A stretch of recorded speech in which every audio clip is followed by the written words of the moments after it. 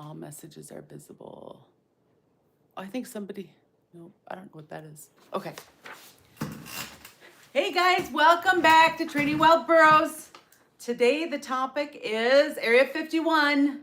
Yeah! Crazy talk. So Dan will be here later on probably to explain more of the Area 51. But we were going to talk a little bit about just having fun with this.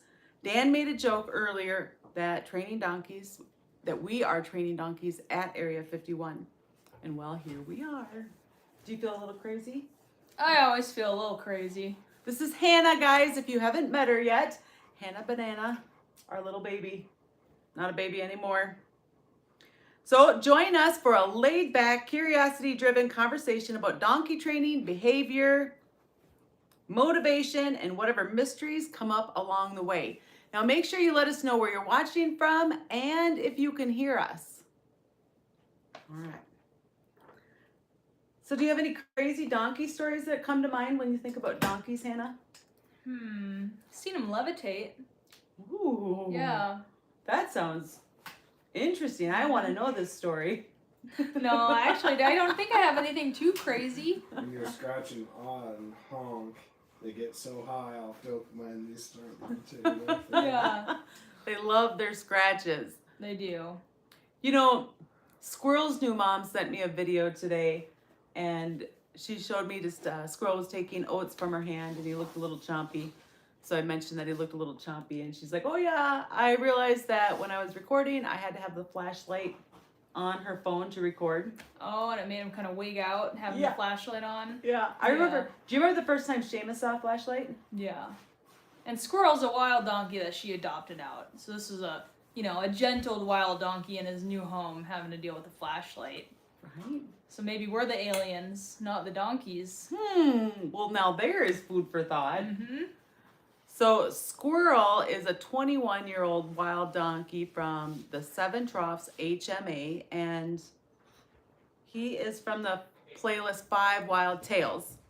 And Seamus is famous Seamus, and we've had him for, I don't know, 10 A lot of years. Yeah. But the first time he saw a flashlight, he took a bookend across the yard. He was terrified. Yeah, freaked him out. And I think it took us a while even to be able to get back and touch and pet and love on him after that. It's kind of funny. So what makes donkeys feel like aliens sometimes? Probably when we try to communicate with them. Yeah, speaking a different language.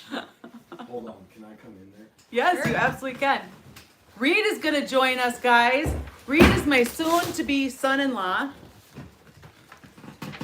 If you think about it, we probably are quite alien to these donkeys because they've lived their entire lives out on the range with no super close interaction with humans. And then they get pressured a whole bunch, run into a corral, put into a spaceship like a trailer, taken to an undisclosed location, and handled extensively. So, we could be quite alien to a donkey. You never know. I think we probably how are. they look at us. Yeah, we're abducting them. Good job, Reed.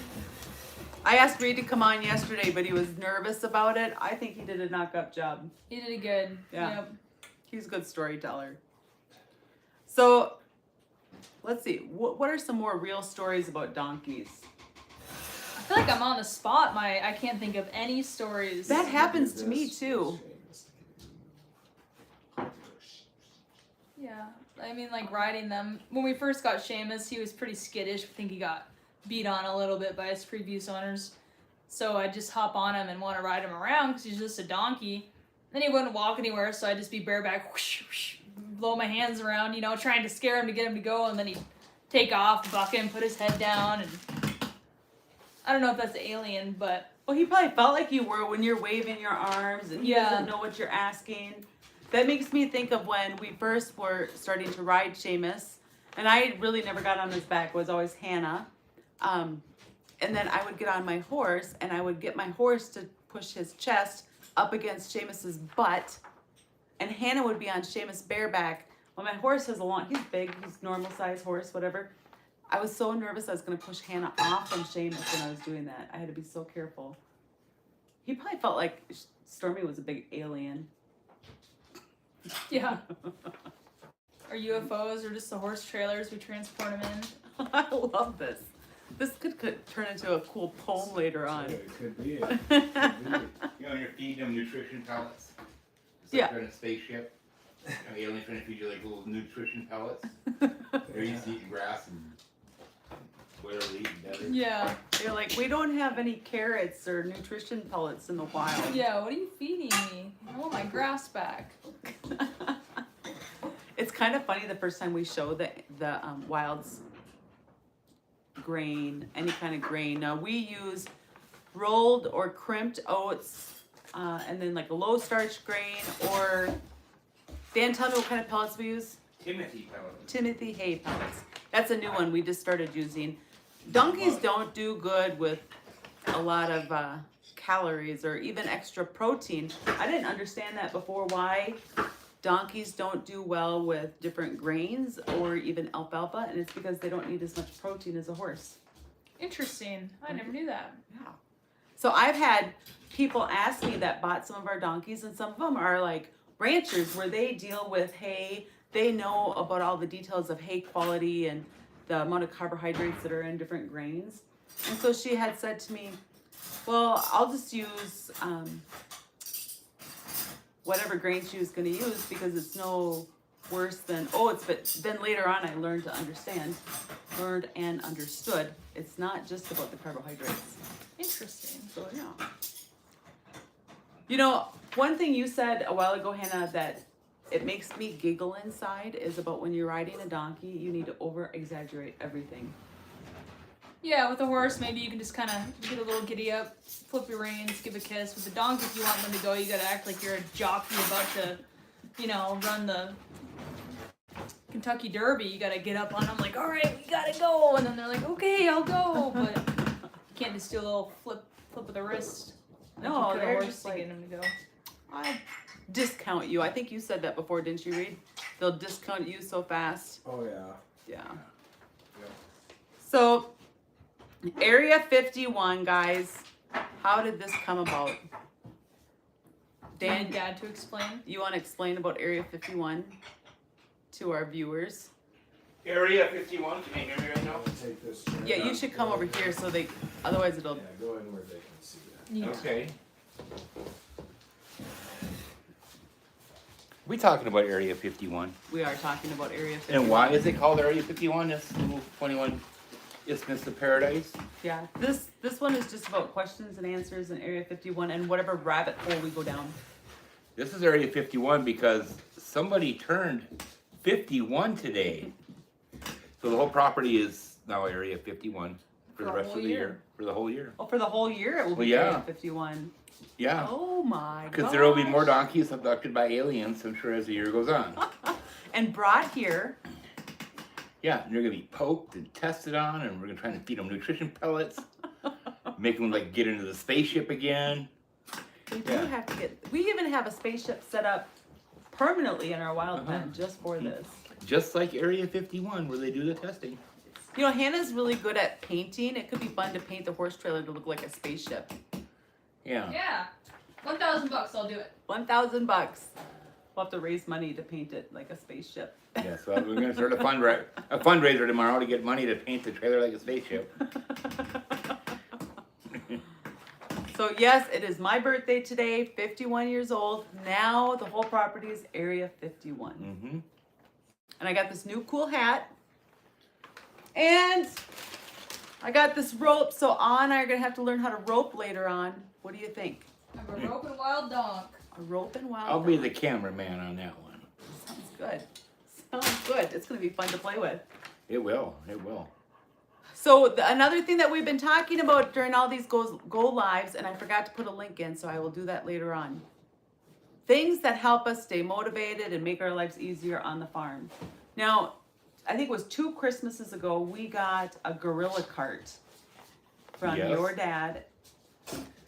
Well, and, you know, for a long time, we didn't quite know how to use that gorilla cart. Like, that sounds dumb, right? But for a while, we just used it for poop, and it stayed in the barn.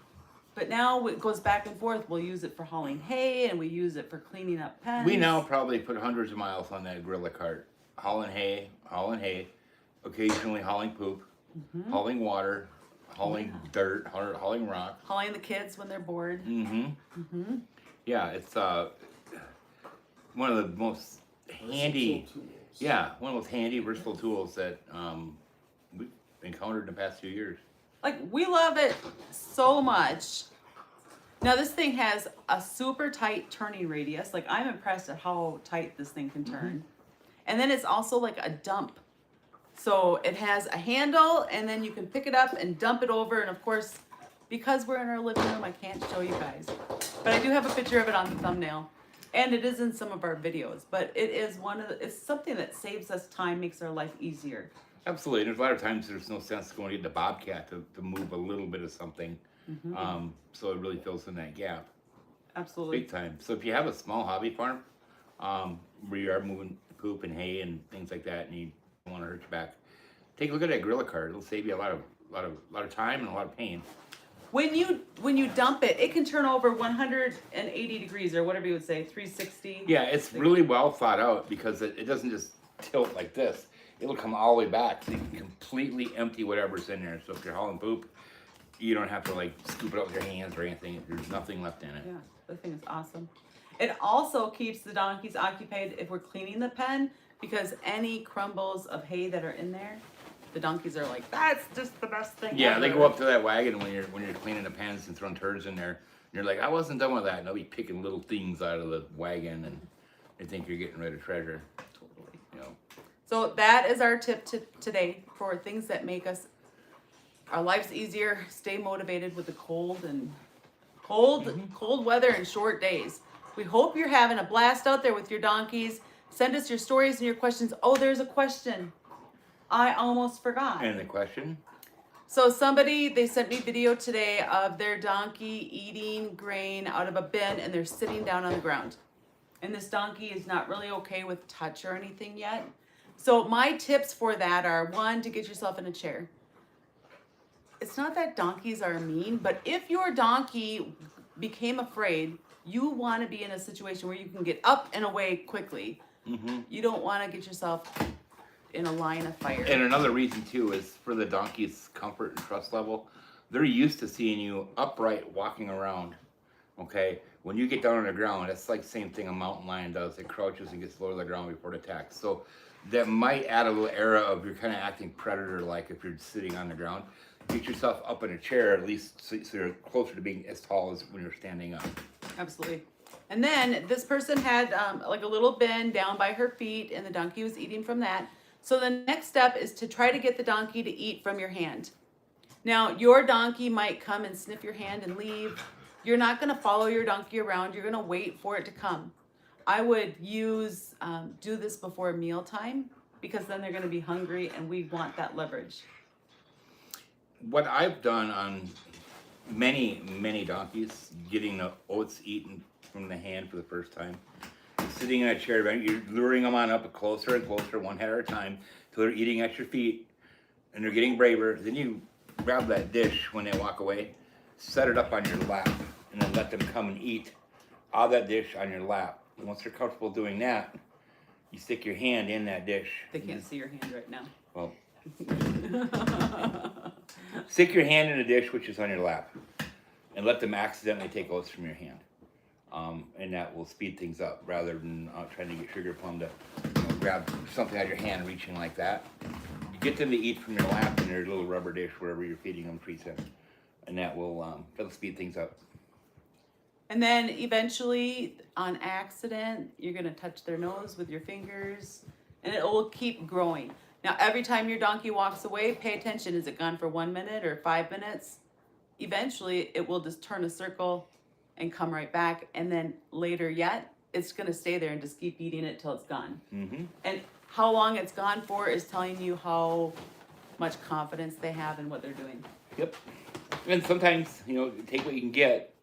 Sometimes, actually a lot of times, and over half the donkeys I've gentled, the very first touch you're going to get is when you're eating from that dish on your lap and your hand is palm up in that dish. Your first touch, a lot of times, is going to be your index finger touching a nostril. That's a big win, and they might freak out the first time you do that, but they'll come back, and eventually you're rubbing your nostril, and then now you're getting more comfortable with the hand by their face. And don't worry about them freaking out. Unless you make them freak out and leave every time, they're gonna get over it. If Yes. yeah. Yeah. You don't want to get them all riled up and scared and then say, see ya. Because every time they see you, then they're going to think, boy, I didn't feel good when I was with them. I forgot to add at the end of that, the first time you touch a nostril, gently, your donkey may like squirt back the other side of the pen. When it comes back, the very next time, do not touch that nostril. Let them go ahead and eat in peace. And wait a few more sessions. Because your donkey, if it's truly wild, it's going to get nervous after a few bites and walk away. So let it come and eat unencumbered a few times, and then try and touch that nostril again with your index finger. They won't bite it. They won't bite it. I still have most of my fingers. You'll be fine. Let's see. Here's this hand. And then here's this hand. All right, guys. So that was the question that was sent in today. Now, thanks all for hanging out with us on our donkey training, Area 51, for the whole year. Yep. All right. So we will be going live again tomorrow, and I haven't decided what the topic is going to be. Well, we'll have to get in contact with the mothership, and they'll send us our directive for tomorrow. I love it. All right, so if you enjoyed today, please make sure you hit that like and subscribe button. And we're working at getting 10,000 subscribers. And we're getting close. Yep. Yeah, so we appreciate everybody liking and subscribing and comments. All of that helps boost us in the algorithm, guys.